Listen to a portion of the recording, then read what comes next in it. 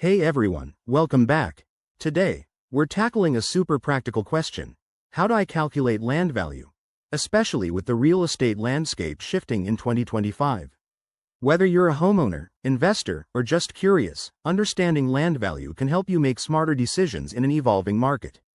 Let's dive right in. First off, land value is essentially the worth of the land itself, separate from any buildings or improvements on it. In 2025, factors like inflation, interest rates, and even climate change impacts are making valuations more dynamic than ever. So, how do you calculate it? Start by gathering key data. You'll need details like the land's location, size, zoning laws, and access to amenities. For example, a plot in a prime urban area might skyrocket in value due to new tech hubs or green initiatives. Next, there are a few main methods to consider.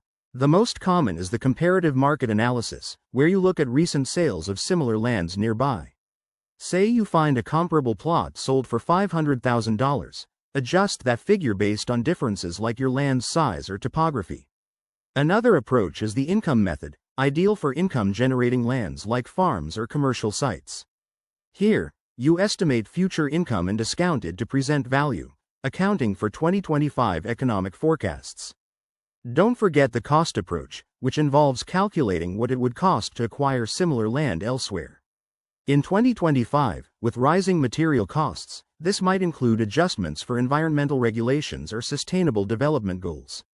Remember, tools like online appraisers or professional surveyors can make this easier, but always cross-verify with local experts.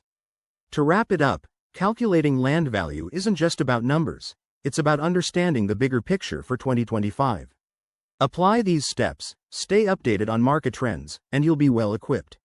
If you found this helpful, hit that like button and subscribe for more real estate tips. What's your biggest land value question? Drop it in the comments below. Thanks for watching. See you next time.